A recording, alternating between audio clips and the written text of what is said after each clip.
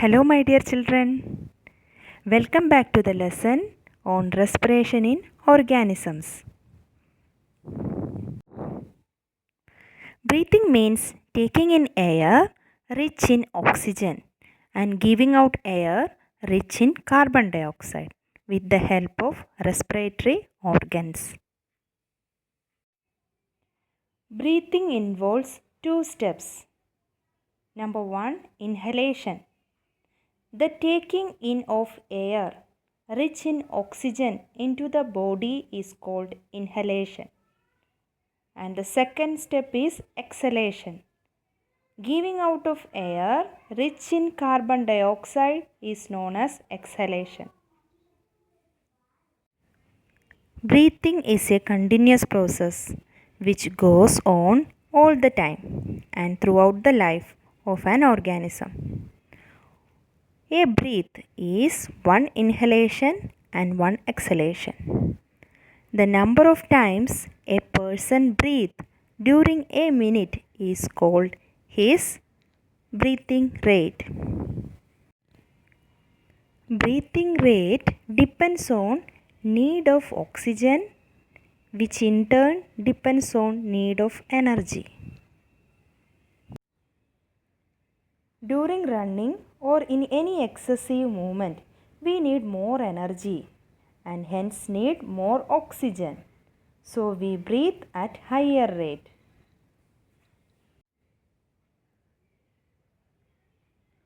However, when we are relaxed or sleeping, we need little amount of energy and therefore little amount of oxygen is needed. In such condition, the breathing rate is lower. On an average, an adult human being at rest breathes in and out 15 to 18 times in a minute. During heavy exercise, the breathing rate can increase up to 25 times per minute. Breathing rate during a relaxed state is 12 breaths per minute. Activity 10.3 from page number 111 shows the various activities carried out by a person during a normal day. Can you say in which activity the rate of breathing will be the slowest and in which it will be the fastest?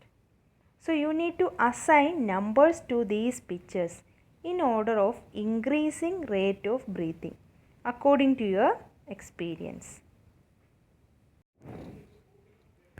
Organs taking part in the process of breathing are nose, trachea, lungs and diaphragm. Let us now learn about the parts in human respiratory system in detail. The first part here is nasal cavity. The space inside the nose is called nasal cavity. There will be two nostrils. Through the nostrils we will inhale and exhale the gases. Nose has hairs which stop dust particle to enter the respiratory system. The next part here is pharynx. After that, larynx. Larynx is the Adam's apple or we can call sound box.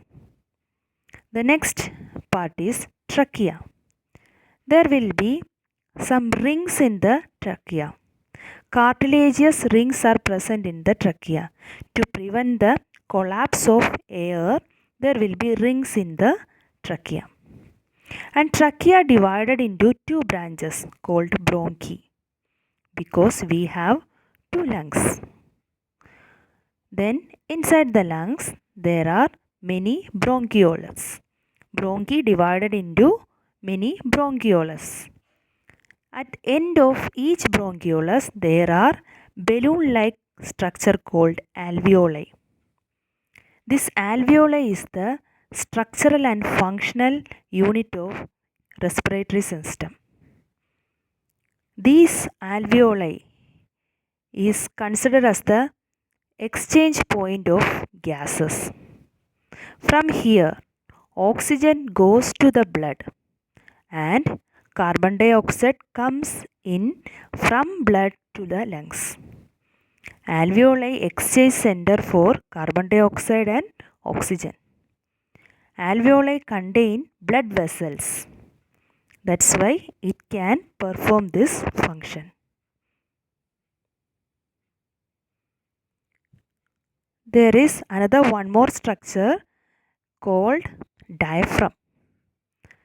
Diaphragm supports the lungs. Diaphragm is the biggest muscle of our body.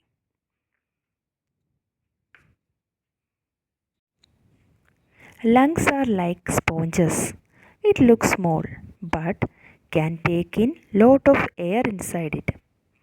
Smoking damages lungs, especially this balloon-like structure called alveoli. The alveoli will burst. Then the breathing capacity of a person will decrease. So slowly the respiratory problem will start. Not only that, smoking is also linked to cancer. It must be avoided. Mechanism of breathing in human beings. Let us understand the process of breathing through a simple experiment.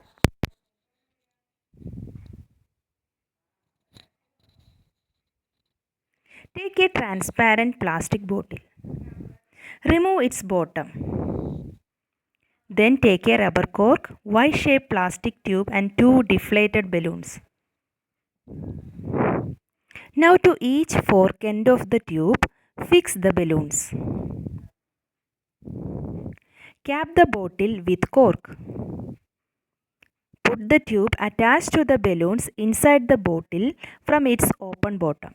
Make a hole in the cork and pass the open end of the tube outside the bottle through the hole.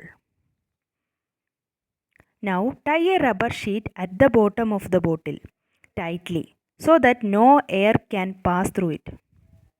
Pull down the rubber sheet and watch the balloons get inflated. Now push the rubber sheet inside the bottle and watch balloons collapse. How do the balloons get inflated and deflated when we pull or push the rubber sheet? When we pull the rubber sheet outwards, the space inside the bottle increases and the air inside the bottle becomes lighter. So the dense air rushes into the balloons from outside.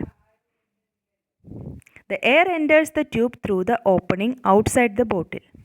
Then the air travels through the tube and enters the two branches of the tubes and into the balloons. When we push the rubber sheet inside, the space in the jar is reduced and the pressure is increased.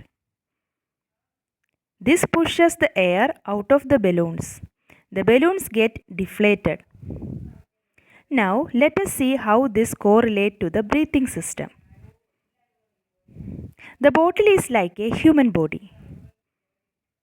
There is an empty space or a cavity inside the body filled with air called body cavity. The rubber sheet is the diaphragm which divides the body into two parts. The upper part is the chest cavity. The Y-shaped tube is the trachea and the bronchi. The balloons are like the lungs which are situated in the chest cavity. Now let us see what happens in our body. The opening of the tube outside the bottle is the opening in the nose, which is the nostrils. When diaphragm goes down, it makes the chest cavity larger.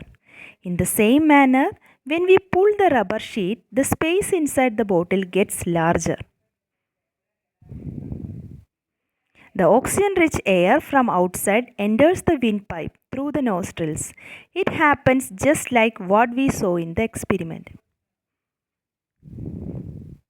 Air enters the bronchi like the air enters the two branches of the tubes in the experiment. Then finally, air goes to the lungs and the lungs get inflated as the balloon in the experiment. Similarly, we push the rubber sheet or the diaphragm, it moves the air up and the cavity becomes denser. There is more pressure on the balloons or the lungs, and the air gets out of the body through the same path as before. That means from lungs to the bronchi, windpipe, nasal cavity, nostrils, and finally out of the body.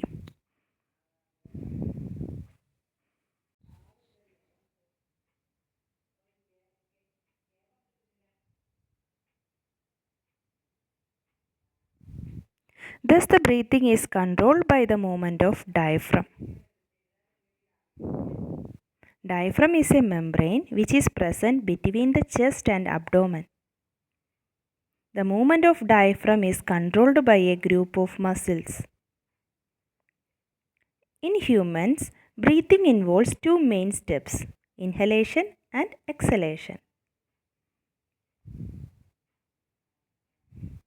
Taking in air which is rich in oxygen is called inhalation. During inhalation, diaphragm moves down, contracts. The rib cage expands. This leads to the expansion inside the lungs. When the diaphragm contracts, the volume of the thoracic cavity increases. As a result, the oxygen-rich air from outside enters the lungs through the nostrils and then to the alveolar sac. Giving out air which is rich in carbon dioxide is called exhalation. During exhalation, the diaphragm moves up, relaxes, the rib cage contracts.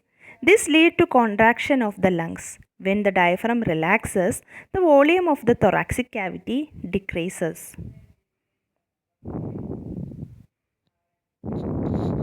As the result, carbon dioxide rich air moves out of the lungs through the same path but in the opposite direction.